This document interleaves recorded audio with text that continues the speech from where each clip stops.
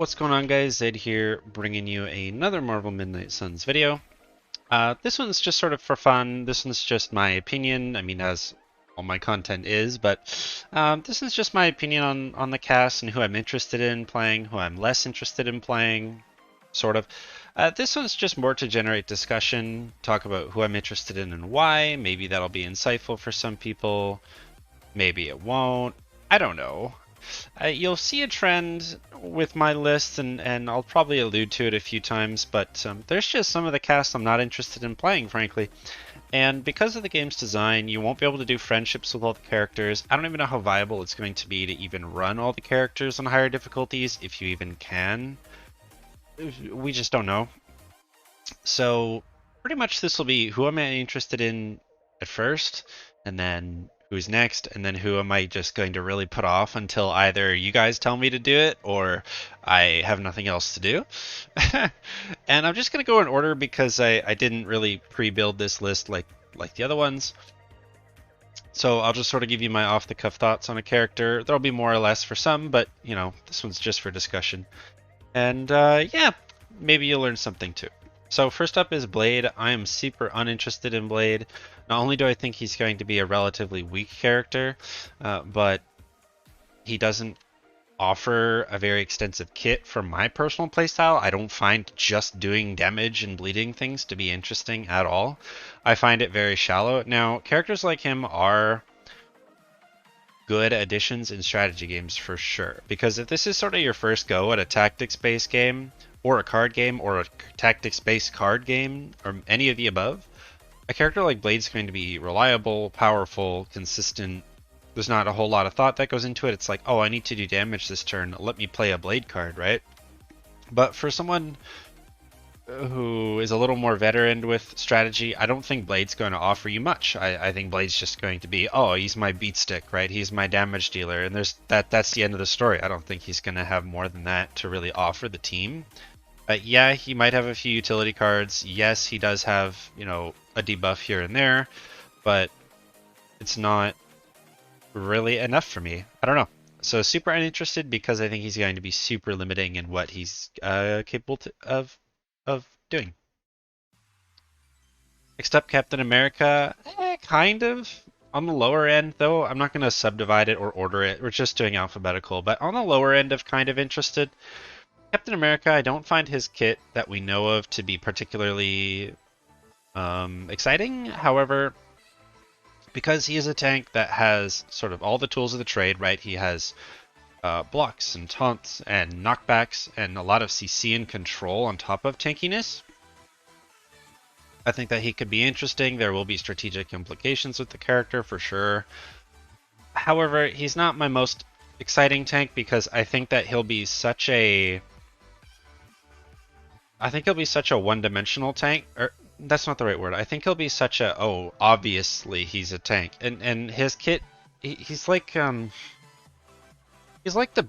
tank for babies. He's like, oh, I need a tank on my team. Guess I'll run Captain America because he's just so tanky, right? You know what I mean, right? Just blocks and taunts and CC. Oh, really? Your tank has block, taunts, and CC? Wow! So even though he'll be a good character, I just personally am not super excited. I'm hoping that perhaps he has some later cards that are a bit more utility focused, maybe adds a bit more depth to his kit, but in general, I don't know. Not super interested, but he's definitely strong. I'll definitely be playing him as my second tank for sure. Yeah, so that's Captain America. Moving on to Captain Marvel. Kind of interested again. So this one's on the higher end of kind of interested. Yeah. Pretty much, I think that even though she's a bit more of a bruiser than a tank, what I'm interested about is more, can you make her work as like your main tank? Because as it stands, some of her skills, or her cards rather, consume her block stacks, and I just can't imagine that that's good, considering you want her to be in binary, which she loses if she loses block. Now, you know, if you've seen my team comps video, we've talked about this extensively and sort of the role that everyone plays. I think Captain Marvel is going to be a fun character. I think that she's a character you can build a team around. I think people can have a lot of fun playing her. However, I'm not sure if Marvel Carry is going to be the way to go at the higher difficulties. So, assuming that she has to fulfill a role of either tank or DPS, or I guess you could run like a double bruiser composition, but let's just say support, tank, and DPS for a second.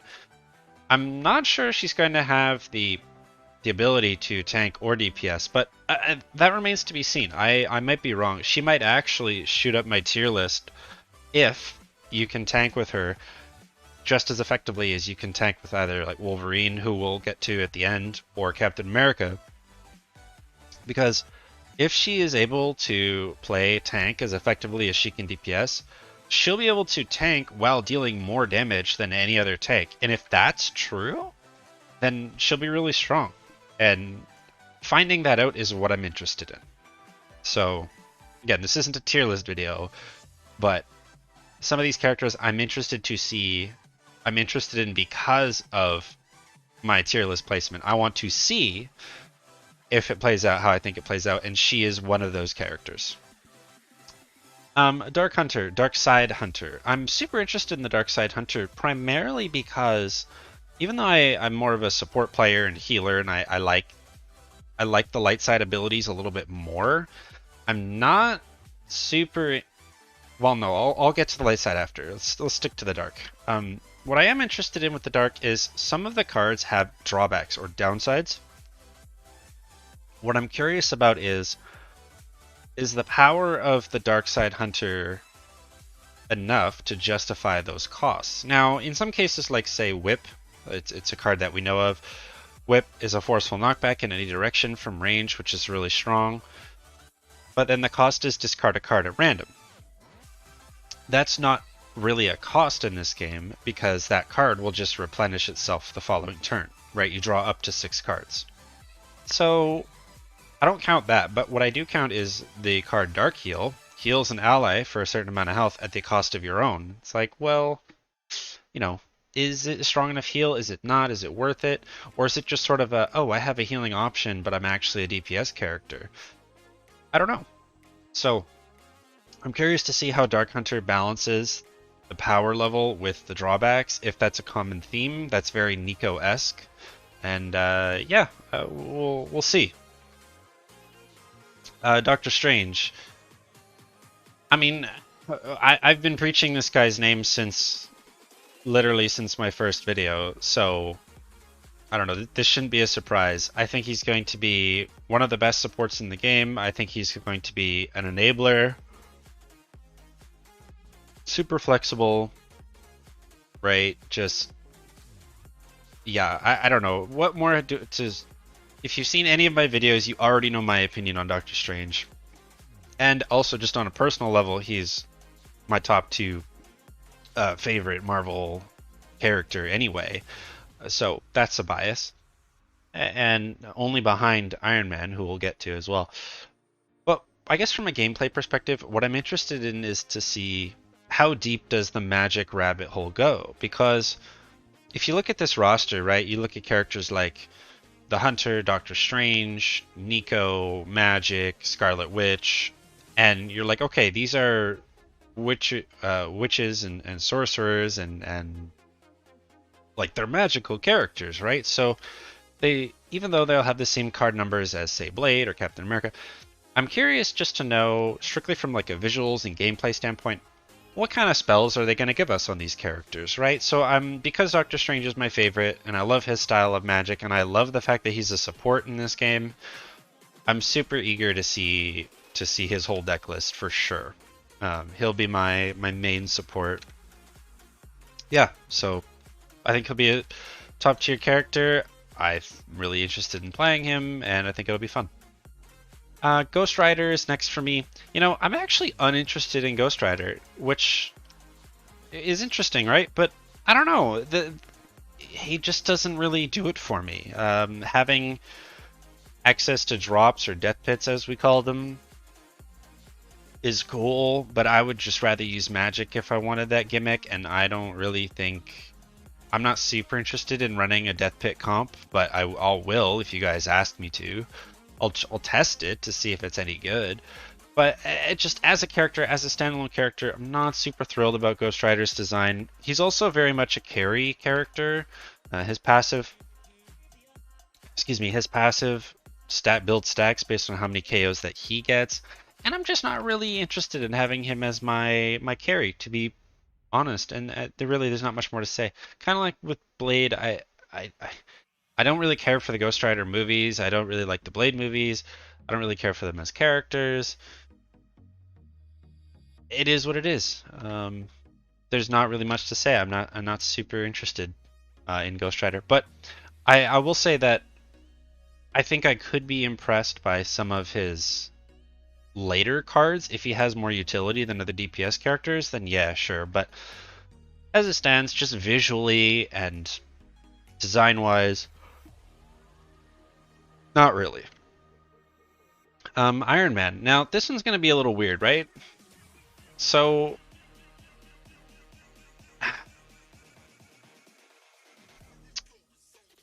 even though he is my favorite Marvel character, I don't know if I'm super interested in him. Well, okay, I guess if I compare it to those two characters. Yeah, okay, alright, fine. So the reason why, so he's on like the lower end of super interested. And the reason being is, he, I'm just not really sure how much fun redraw Iron Man is gonna be. And by that I mean a lot of his cards gain benefit by redrawing them, meaning you don't even really get to use the character until a bit later, right? At least for some of the cards.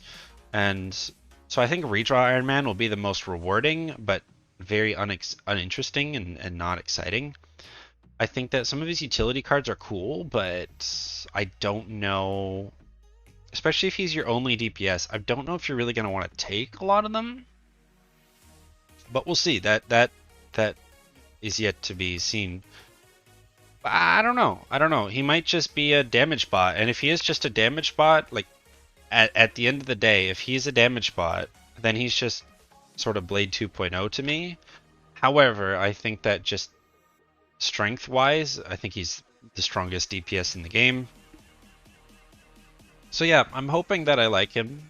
Obviously, those two characters are my favorite. Like, if these three characters in the top row, if I can run that as my team, and say, like, if I can make up for no tank with Iron Man's block ability or heads up skill card, and then if Hunter in some form has some sort of tankiness or tanky cards, then fantastic. I would love to run this team just as sort of a funsies comp. But we'll see. I find it unlikely. I think Hunter's probably going to be my DPS over Iron Man, to be completely frank, when I have to take Hunter. But we'll see. So yeah, Iron Man, cool character, my favorite. Yeah. Light Hunter. So this might be sort of a surprise. I am always a healer, a support, a warden, a guardian, a bard, a cleric, a medic, whatever word you want to call the healer or the, I'm a mercy main in Overwatch, for God's sake. Like, like I just support. That's what I do. But the Light Hunter to me, it just is very uninteresting. I don't really know why. Maybe it's because I don't really care at all about Summon Charlie being one of the legendary heroic cards. Like, I really don't. Number one, I don't think Charlie's going to be good. Now, maybe as a card play, sure, right? But Charlie only lasts a couple turns, and the skills it gets are kind of ho-hum. Sure, it's a fourth body on the battlefield, but should you be relying on that? No, I don't think so. So Summon Charlie doesn't do it for me. If you like Charlie, you like the idea of fighting with Doggo, then I think Light Hunter is a great pick, but I don't really care about that kind of stuff. So unless Light Hunter does a lot more utility than what I'm aware of, not really all that interested. But if I can run like a Light Hunter as sort of a Doctor Strange replacement, then sure. But as it stands, in my head, when I think about Dark Hunter versus Light Hunter, I am far more interested in Dark Hunter, at least as of right now, than Light Hunter. Yeah. Magic. So, uh, magic is in a weird spot for me. Like, okay, so surely she does more than just portal people, right? Like, surely she must. But I mean, I said that about Blade, and you know that's not really true. So maybe not. But I must believe that magic does more than just portal people. Because if that's all she does, if she only portals, forceful knockbacks, and then has gather and a banish, like if that really is the meat and potatoes of the character, well, I mean, portals obviously are a key part of the character, duh. But if she doesn't bring utility like Doctor Strange, if she doesn't bring more support than just like crowd control, not interested. So I'm kind of interested in her because I'm curious to see her full build. There is some curiosity there, but not enough to where I'm going, yeah, I'm gonna run magic. Like, not really. Not my favorite character. Now, keep in mind, I'm gonna run everybody eventually. I'm gonna make videos on everybody, but it's just for the first playthrough, maybe not a big focus of mine. Next up is Nico. So Nico, super interested. I love this character's visual design. I love purple as a color. I like magic, so purple magic. Oh, gee. Um, but I'm worried about her power level. I'm worried that the RNG will not make up for how strong some of her cards are. I feel like I yawn in literally every video I make. Isn't that crazy? I think I think that her RNG factor will be kind of fun, kind of gimmicky, but I don't think it's going to be super great. That said, I'm a big fan of buffs and debuffs. I love that stuff. For anyone, for all the boomers out there like me, not really, who ever played Guild Wars 1, I was a Mesmer player, man, through and through. And I just love the debuffs and buffs, and I love that gameplay.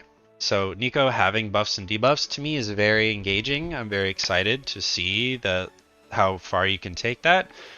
And yeah, I think her and Doctor Strange will be my two alternate support picks that I'm very excited to work with them specifically at first.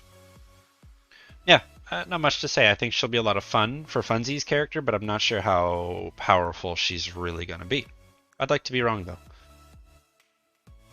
Kind of on the same vein is Scarlet Witch. So Scarlet Witch's passive is literally apply debuffs to people around you. However, I'm not as interested in that. What I am excited for is Scarlet Witch has a lot of like positioning related skills, and you know, even though she's a wizard or a witch and she casts, she has to sort of be near enemies to get full effectiveness of some cards. I'm really interested in that. I'm a big strategy game guy, so positioning is as much part of the game to me as the cards are to you, right? And so, because of how Wanda interacts with positioning, I'm very excited to see. Like, my theory is she's like the high skill ceiling character. That I hope I'm right. And she has a lot of debuffs, and I love debuffs, like I just said with Nico. So super interested, and I think, yeah, super interested. Next up is Spider-Man. Now, this one, I don't know. I guess kind of interested.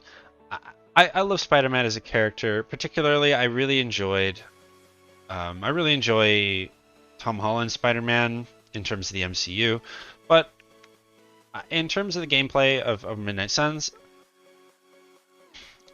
I'm actually not super interested in the cards that we've seen for Spider-Man. So he is very much a sort of magic situation. It's like, okay, I'm interested in the character. I like kind of what you're going for here, but I need to see more. I need to know, is this dude really just an environmental attack bot that has Thwip, which is like one of the best cards in the game in my opinion?